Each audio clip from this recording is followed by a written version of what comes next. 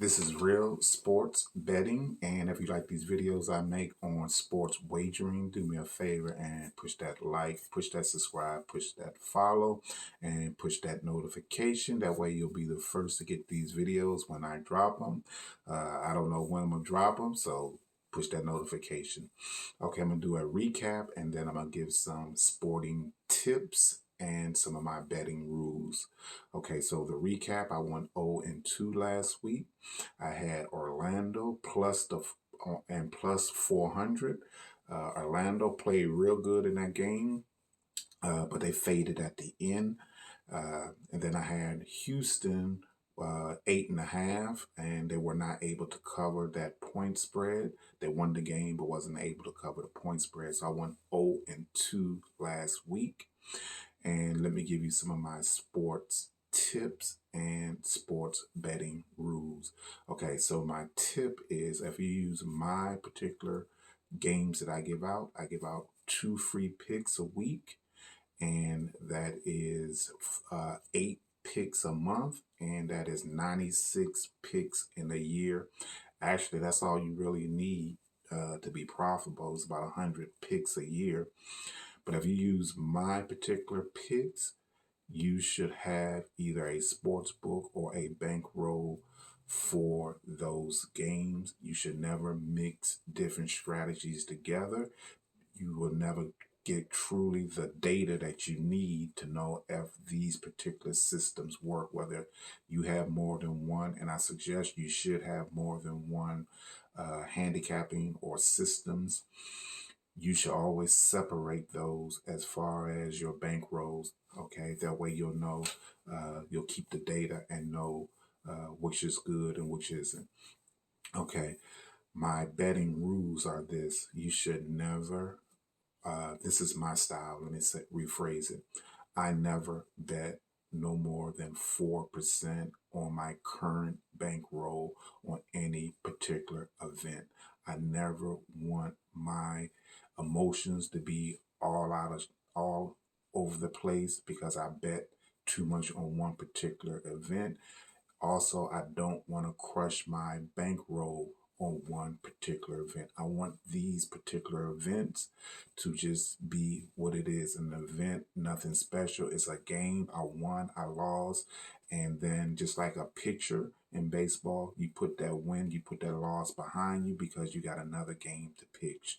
So I never bet no more than 4% on my current bankroll on any particular event. Okay, rule number 3 for me, or rule number 2 when it comes to betting, I always look for dogs. I want my particular um, games that I pick, I want them to be between 40 to 60% dogs. I don't want favors. You cannot win in the long run in this game as someone who is profitable. I'm not a novice. Novice bet on parlays and they win whatever for they may win that game and they don't bet every day or every week. That's the novice way. But when you're doing this and trying to be profitable at this, you have to take the long view. And the long view is you have to have dogs. Dogs, there's no juice. When you bet the favors, you're giving up juice. And not only you giving up juice, but you're giving up profits because that juice cuts into your profits. I like between 40 to 60% dogs. If you are not comfortable with dogs, then you're not comfortable with winning in the long run. Okay, so always have some dogs in your betting style. Okay, I guess this will be number 3. My betting tip is me personally, I only bet one game per bankroll. The reason why, I'm looking for either a win, an uncomplicated win. I like things simple. When you have multiple games on one particular sports book, I'm looking at this as the glass has half empty. Therefore, I'm looking at the the things that can happen in the negative way. So when you have all these multiple games on your sports book, to me, in my experience, it's very difficult for my sports book to grow versus one game, I either win, one game, I either lose. So I either win 4% and my sports book go up, or I lose and my sports book go down. But when you have multiple games and all these different types of events going on your sports book, in my experience, it's been very difficult to grow your sports book that way. And then finally, when it comes to my betting rules, you don't need to bet every day.